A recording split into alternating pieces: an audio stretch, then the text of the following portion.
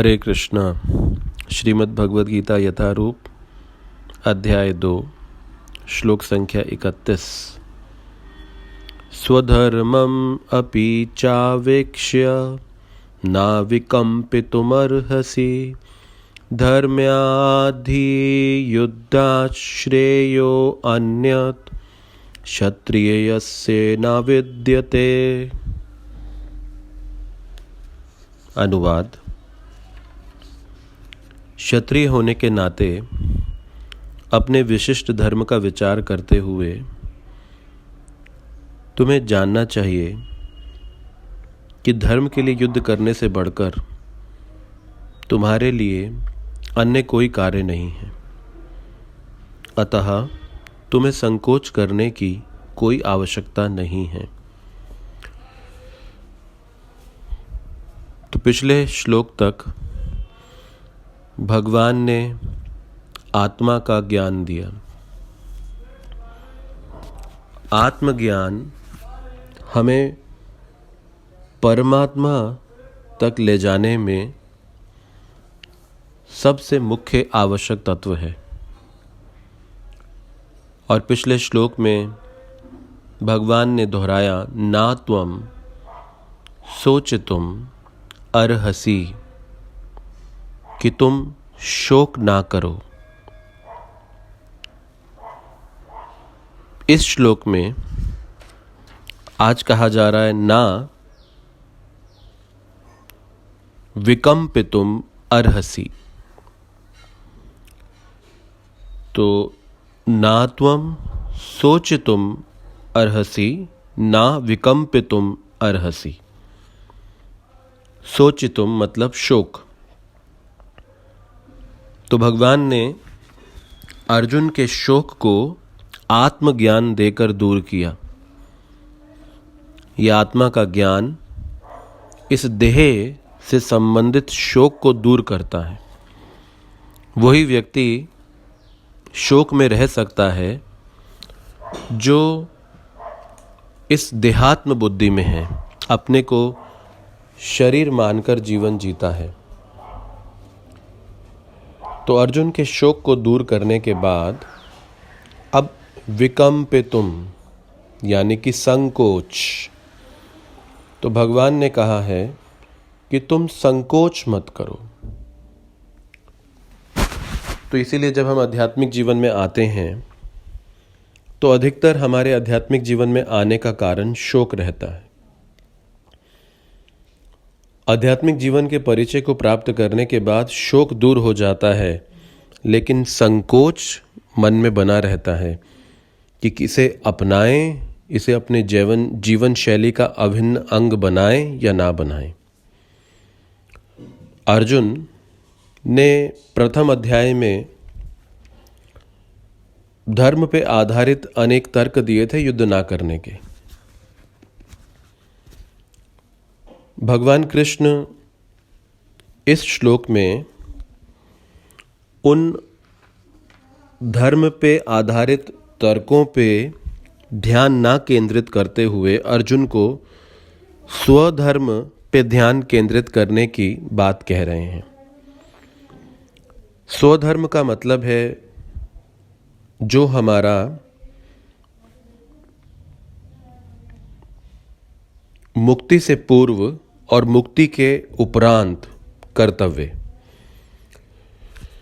तो एक स्वधर्म है मुक्ति से पूर्व, यानी कि हम सब वर्तमान अवस्था में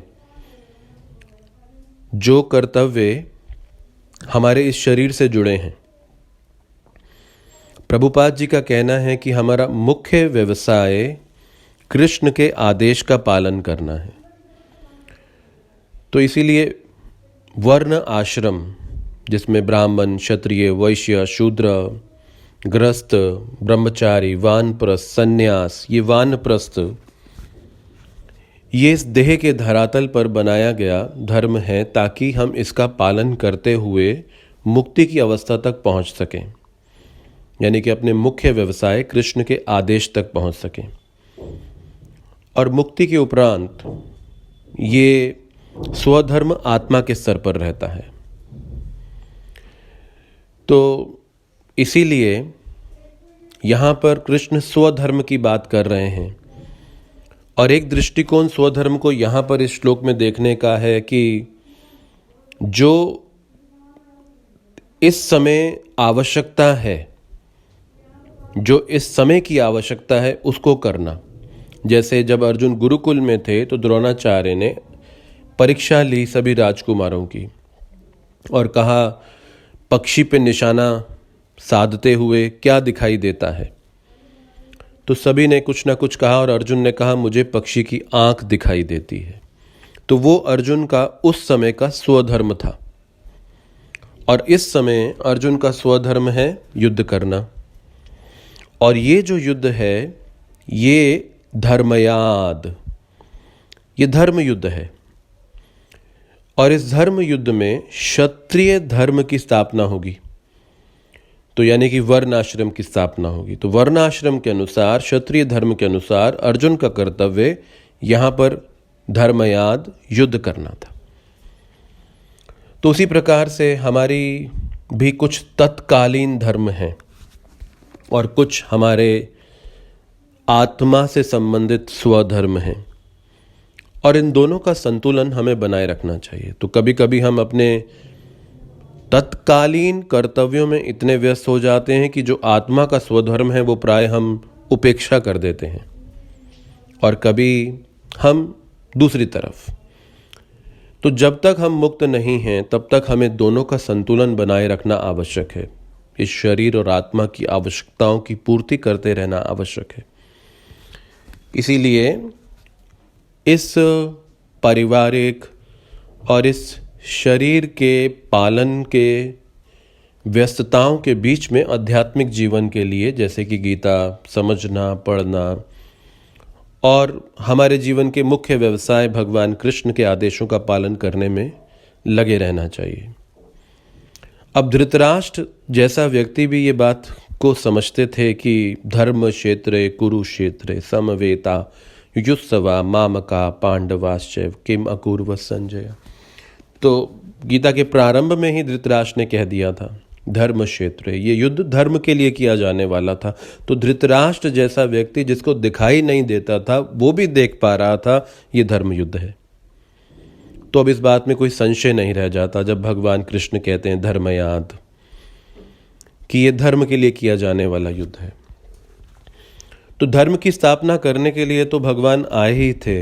इसीलिए तो वो कहते हैं ना, चौथे अध्याय में जाकर भगवान इस बात को स्पष्ट कहेंगे कि मेरे आने का उद्देश्य क्या है, धर्म संस्थापना अर्थाय।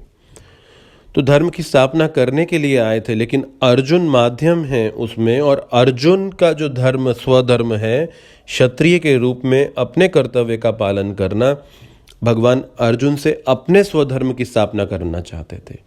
तो इसी प्रकार से हम सबको अपने अपने निजी जीवन के अंदर अपने अपने स्वधर्म की स्थापना करनी होगी। और ये स्वधर्म भगवान के आदेशों का पालन करना है। तो चाहे हम वर्णाश्रम की बात करें, गृहस्थ जीवन की, ये भी इसीलिए बना है कि ये धीरे धीरे हमें भगवान के आदेशों के पालन करने तक लेकर आ सके।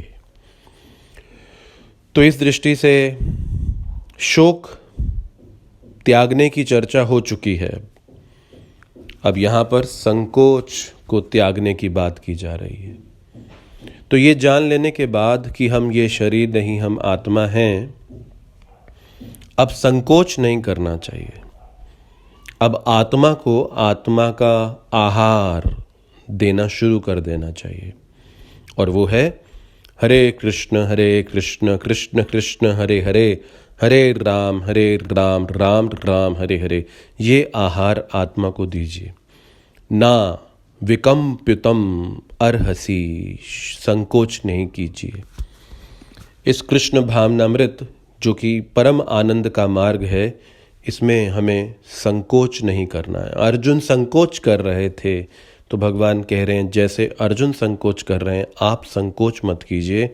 इस आत्मज्ञान को आत्मसात कीजिए और अब इस आत्मा के स्तर पे अपने कर्तव्य स्वधर्म का पालन कीजिए, यानी कि भगवान के आदेश का पालन। और भगवान गीता के 9वें अध्याय में कहेंगे सततम कीर्तयन्तो माम, मेरे नामों का, पवित्र नामों का जाप करें। हरे कृष्ण।